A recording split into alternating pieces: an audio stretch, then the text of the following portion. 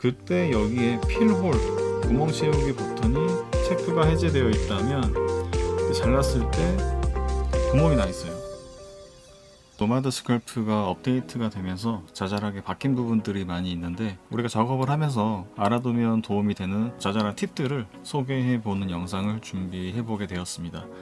자, 그럼 먼저 몇 가지 바뀐 부분들을 한번 말씀드릴게요. 오브젝트가 선택이 된 상태에서 왼쪽에 기즈모를 누르시면 이렇게 오브젝트 중앙에 기즈모 아이콘이 나타나게 되죠. 중앙에 위치하게 되는 것을 우리가 피봇이라고 부르는데요. 왼쪽에 보시면 잠금 모양의 피봇 아이콘이 있습니다. 피봇을 선택을 하시면 이때 기즈모의 위치를 옮겨줄 수가 있어요. 그 다음에 피봇을 다시 해제를 하시면 오브젝트 중앙에 있던 기즈모가 이쪽으로 옮겨지게 되었죠. 방금 피봇을 수정을 했기 때문에 앞으로는 이 오브젝트의 중심축은 이 위쪽으로 가게 됩니다. 그렇게 됐기 때문에 회전을 할 때 중심축을 기준으로 움직이는 게 아니라 방금 수정했던 이 기즈모의 위치, 여기를 기준으로 오브젝트가 움직이게 되는 그런 것들을 피봇을 이용해서 수정을 할 수가 있었는데, 한번 수정을 한 다음에 원래대로 되돌리는 기능들이 없었기 때문에 그런 단점이 있었습니다. 근데 업데이트를 통해서 피봇을 누르게 되시면 여기 여러가지 리셋에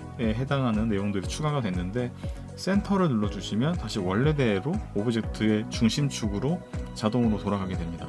그래서 우리가 피봇을 실수로 이렇게 움직였다가 다시 원래대로 되돌리고 싶으실 때는 센터를 이용해 가지고 되돌릴 수가 있고요.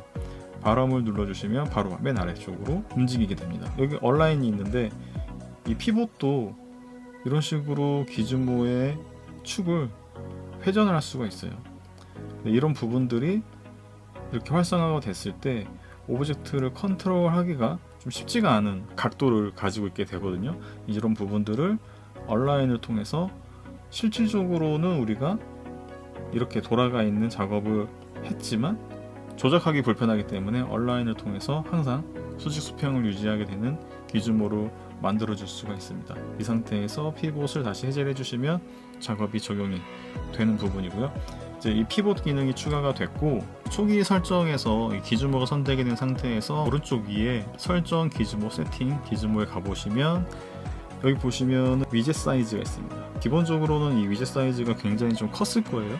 그래서 저는 이제 이거를 좀 작게 줄여놓고 작업을 하는 편이고요. 그리고 지금은 이제 오브젝트가 생성이 되어 있던 위치 그대로이기 때문에 오브젝트가 화면 정중앙에 있을 거예요. 좌표는 보이진 않지만 월드축 기준으로 한 가운데 있습니다.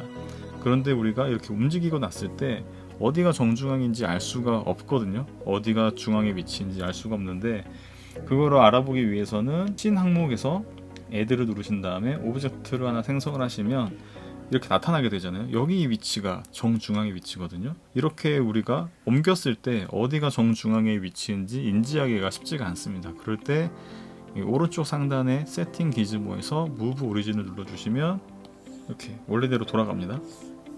움직였을 때 Move Origin 이렇게 눌러주시면 원래대로 가운데의 위치로 돌아가게 됩니다. 자, 그리고 왼쪽 상단에 이 숏컷들이 나타나게 되는데, 기본적으로는 여기에 그리드가 나타나 있을 거예요. 오른쪽에 보시면 인터페이스 항목에 Add Shortcut, 여기에 그리드가 있습니다. 맨 처음에는 그리드가 있었을 거예요. 그래서 그리드가 켜져 있을 때는 이런 식으로 화면에 격자 무늬가 항상 나타나게 되는데, 여기에서 그리드를 꺼주시면 꺼지게 되고요. 저는 이거를 거의 사용하지 않기 때문에 이 오른쪽에 있는 인터페이스 항목에서 그리드를 체크 해제를 했습니다. 그러면 숏컷이 해제가 되는 거죠. 여기에서 내가 필요한 숏컷들을 단축키들을 적용을 해줄 수가 있습니다. 그래서 저 같은 경우는 솔로, 퍼스펙티브, 마스크, 복셀, 와이어 이렇게 되어 있는데, 그리고 또 몇 가지 기능이 있는데, 여기서 보시면 솔로가 있어요. 솔로는 내가 선택이 된, 지금 얘가 선택이 되어 있죠. 선택이 되어 있는 오브젝트를 제외한 나머지 오브젝트들을 다 숨겨줍니다. 솔로를 눌러주시면 이렇게 현재 선택이 된 오브젝트를 제외하고 삭제가 아니라 그냥 숨겨주는 겁니다. 이 씬으로 가서 보시면 이렇게 두 개의 오브젝트가 다 나타나 있고 체크 해제가 되어 있는 상태죠. 여기서 다시 솔로를 눌러서 해제를 눌러주시면 다시 원래의 오브젝트가 다 나타나게 되는, 오브젝트가 화면에 되게 많이 있을 때 시야를 가리는 부분들이 있거든요. 이제 그럴 때 이 솔로를 이용하셔가지고 작업하기 편하게 설정하시면 되겠습니다.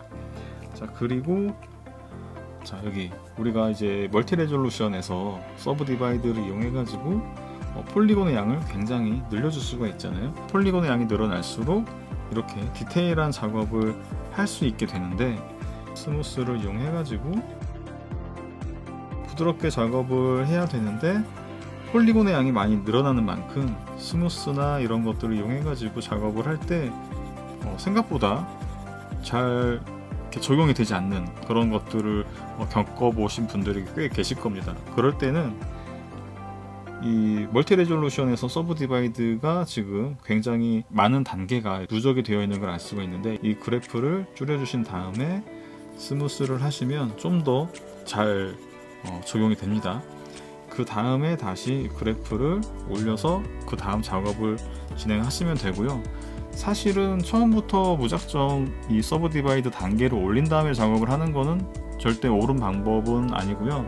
원래대로라면 각 단계의 이 서브 디바이드 단계마다 거기에 해당하는 적절한 작업을 수행을 한 다음에 한 단계씩 올려가면서 그때그때 필요한 작업을 진행하는 게 제대로 된 작업 방식이라고 할 수 있습니다. 하지만 우리가 실무나 이제 그런 디테일한 작업을 하지 않기 때문에 편하게 바로바로 이렇게 올린 다음에 작업을 하는 경우가 많을 거예요. 그렇기 때문에 어떤 작업을 할 때 스무스가 잘 먹지 않는 그런 부분들이 있습니다. 이럴 때 얘네들을 줄여준 다음에 스무스를 하거나 수정을 하면은 되게 빨리빨리 폴리곤의 양이 적기 때문에 적용이 쉽게 되고요. 그리고 이제 최대 단계는 4단계까지 있는데, 중간 단계에서 이 윗 단계가 필요 없다고 느껴지신다면 델리트 하이어를 눌러서 윗 단계는 지워줄 수가 있고요. 지금 이제 2단계로 줄어들었고 가장 최대치까지 됐잖아요. 여기에서 아래 단계가 필요 없다 라고 느껴지신다면 델리트 로어를 이용해 가지고 아래 단계의 단계들을 다 지워줄 수가 있습니다. 이런 식으로 서브 디바이드의 단계를 조절할 수 있다는 것만 이해하시면 될 것 같고요. 자, 그리고 기즈모를 한 번 더 확인을 해 볼게요. 기즈모에서 여기 보시면 왼쪽에 스냅, 얼라인 이렇게 있는데, 한글판을 사용하시는 분들은 이 모드가 스냅이라고 번역이 되어 있을 거예요. 이 얼라인이라고 되어 있는 부분도 스냅이라고 번역이 되어 있습니다. 그런 부분들이 조금 헷갈릴 수 있는데 각각의 기능들에 대해서 간단하게 한번 말씀을 드려볼게요. 자, 이렇게 오브젝트가 선택이 된 상태에서 기즈모 아이콘이 이렇게 있죠. 로테이션을 하게 되면 기즈모의 축도 같이 따라서 바뀌게 됩니다. 이때 얼라인을 눌러주시면 항상 화면에 보이는 모습 방향에 맞춰 가지고 이 기즈모의 방향도 수직 수평으로 돌아가기 때문에 작업하기가 컨트롤하기가 굉장히 수월해집니다. 이때 다시 얼라인을 꺼주시게 되면은 원래의 방향대로 볼 수가 있어요. 이거를 원래는 이제 로컬 축과 월드 축 이렇게 설명을 하게 되는데, 노마드 스컬프에서는 얼라인으로 지칭을 하고 있습니다. 자, 이렇게 해놓은 다음에 그 아래에 있는 스냅은 이 수치에 의해서 90도씩, 잘 보이지 않으니까 이렇게 늘려줄게요. 이런 식으로 90도씩 회전을 하거나 아니면 특정 수치를 입력을 해가지고 이런 식으로 회전 값에 스냅이 먹는 그런 설정을 할 수가 있고, 그 다음에 그 아래에 있는 스냅이 있어요. 0.1이라고 기본적으로 나올 텐데, 방향에 맞춰서 0.1의 범위만큼 이렇게 스냅이 걸리게 됩니다. 그래서 요거는 어디에 쓰이냐면은 오브젝트를 균일한 간격으로 배치를 하고 싶을 때라든지 그럴 때 좀 사용할 수가 있을 거고요. 이 기능을 이용해서 제가 만들었던 작업이 뭐가 있냐면, 이런 다과 세트가 있는데 여기 보시면 이런 식으로 이 격자 패턴을 굉장히 다 같은 간격으로 제가 배열을 했거든요. 이런 작업을 할 때 이 이동 스냅, 이 스냅을 이용해 가지고 균일한 간격으로 오브젝트를 이동을 해가면서 작업을 진행을 할 수가 있게 되는, 그렇게 활용할 수가 있겠습니다. 자, 그리고 우리가 이제 스컬핑 작업을 할 때 이런 식으로 바로 스컬핑만 해야 되는데, 가끔 스컬핑을 할 때 여기에 색깔이 묻어져 나오는 경우가 종종 있는데요. 그럴 때는 어디를 보시면 되냐면 이 왼쪽에 매터리얼 항목에서 빗금이 그어져 있는 게 디폴트 세팅이고요. 매터리얼이 선택이 되어 있지 않기 때문에 스컬핑 작업이 됐을 때 아무런 다른 효과들이 적용이 되지 않는 상황이 되어 있는 겁니다. 근데 여기에 이렇게 스트로크 페인팅이 체크가 되어 있다면 이 지금 검정색의 색깔과 탁한 재질이 같이 스컬핑이 되는 걸 알 수가 있습니다. 여기 보시면 아까와는 다르게 빗금이 없어지고 활성화가 되어 있는 걸 알 수가 있어요. 그때 여기를 켜서 보시면 스트로크 페인팅에 체크가 켜져 있으면 이렇게 지금 선택이 되어 있는 재질과 색상에 맞춰서 스컬핑에 같이 적용이 됩니다. 그래서 이거를 이제 안 하고 싶을 때는 스트로크 페인팅을 체크를 해제 주시면 온전히 스컬핑만 할 수가 있어요. 이게 되게 자주 켜지기 때문에 매터리얼 한 번만 선택을 해줘도 바로 켜지게 됩니다. 이 상태에서 모델링을 하게 되면은 항상 이렇게 채색과 재질이 같이 적용이 되는 그런 문제점들이 있어요. 그래서 이런 부분들이 생길 때는 스트로크 페인팅을 체크를 해제해 주시면 되고요. 자, 그리고 이제 스무스를 할 때 이런 식으로 우리가 부드럽게 처리를 해줄 수가 있는데 가끔 이 부드럽게가 적용이 안 될 때가 있어요. 지금 스무스가 켜져 있는데 좀 전에는 작업이 됐는데 지금 안 되고 있죠. 안 되는 이유는 뭐냐면 여기에 릴렉스가 켜져 있기 때문입니다. 릴렉스가 켜져 있으면 안 돼요. 그렇기 때문에 작업이 안 된다 그러면은 여기 위에 있는 릴렉스가 켜져 있는지를 보시고 체크를 해주시면 되겠습니다. 사실 저는 저 릴렉스가 어떤 용도로 사용을 해야 되는지 사실 잘 모르겠어요. 그냥 저는 저거는 아예 건들지를 않고 있습니다. 자, 그리고 저 우측에 또 브러쉬 리스트 중에서 이런 브러쉬들을 선택을 했을 때는 여기에 서브가 있는데 무브를 누르게 되면은 노멀이라고 되어 있어요. 무브 브러쉬는 이렇게 오브젝트를 당겨줄 수가 있잖아요. 그때 노멀을 눌러주고 또 당겨주게 되면은 좀 뭐랄까 한 방향으로만 움직이기 때문에 제대로 된 작업을 할 수가 없을 때가 많습니다. 노멀이 꺼져 있을 때는 이런 식으로 자유롭게 방향을 내가 지정할 수가 있는데 노멀이 켜져 있을 때는 한 방향으로만 당길 수 있기 때문에 우리가 원치 않는 그런 작업이 될 수가 있습니다. 그럴 때는 여기가 노멀이 켜져 있는지를 체크를 하시면 되겠습니다. 그리고 오브젝트를 잘라내는 기능들이 있는데 이 오른쪽에 트림 브러쉬를 선택을 하면 오브젝트를 이렇게 잘라낼 수가 있죠. 잘라낼 수가 있는데 잘라냈을 때 이렇게 깔끔하게 오브젝트가 막혀 있는 걸 알 수가 있습니다. 그런데 간혹 가다가 여기가 구멍이 뚫려 있는 분들이 문의를 많이 주시곤 하거든요. 그거는 왜 그러냐면 오른쪽에 트림 브러쉬 혹은 스플리트 둘 다 잘라내는 기능들이죠. 트림을 잘라서 없애주는 기능이고 스플리트는 잘라서 분리해주는 기능입니다. 트림을 선택한 다음에 왼쪽에 보시면 도구 툴바가 좀 달라져 있는데 기본적으로 시미터리가 켜져 있어야 좌우가 동시에 작업이 됩니다. 얘가 꺼져 있으면 한쪽만 잘라지게 되겠죠.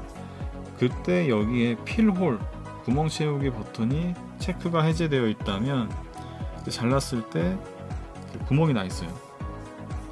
채워지지 않게 되는 상황이 되는 거죠. 그렇기 때문에 필홀을 항상 체크를 해주시고 잘라주시면 메꿔져 있는 설정을 하실 수가 있습니다. 자, 그리고 한 가지만 더 말씀을 드리고 정리를 할게요. 이 레더 브러쉬는 이제 어떤 라인을 이용해 가지고 360도로 회전해서 모델링을 만들어주는 그런 편한 기능인데 레더 브러쉬로 선택을 하신 다음에 왼쪽에 커브 혹은 패스 눌러주시면 이렇게 화면 가운데에 이렇게 라인이 나타나게 됩니다. 그때 여기에다가 우리가 어떤 단면을 라인을 이용해서 작업을 해준 다음에 녹색의 버튼을 눌러주시면 이렇게 쉽게 오브젝트를 만들어낼 수가 있거든요.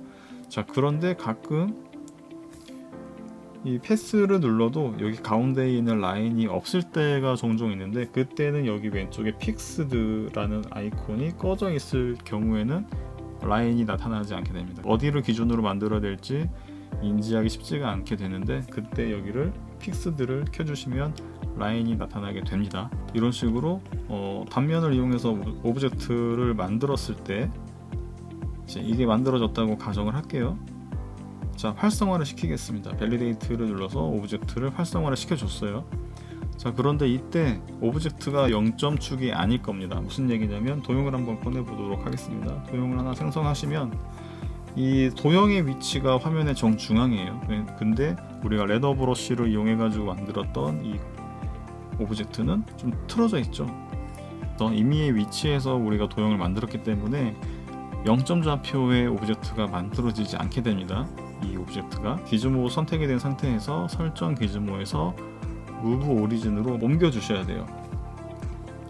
다시 한번 설명을 하자면 허공에다가 라인을 통해서 오브젝트를 만드는 그런 큐브를 이용한 모델링이라든지 레더를 이용한 작업을 했을 때 옮긴 상태에서 레더 브러쉬로 커브를 누르면 화면의 정중앙 기준이에요. 무조건 내가 바라보고 있는 공간에서의 정중앙의 라인이 나타나기 때문에 여기 기준으로 모델링이 만들어지게 됩니다. 그래서 생성한 다음에는 항상 이렇게 무브 오리진으로 오브젝트를 가운데로 옮겨 주셔야 됩니다. 자, 오늘은 이렇게 몇 가지 달라진 기능들과 작업을 했을 때 유용한 팁들을 한번 공유해 보는 영상을 준비하게 되었습니다. 그럼 지금까지 딩작가였습니다. 감사합니다.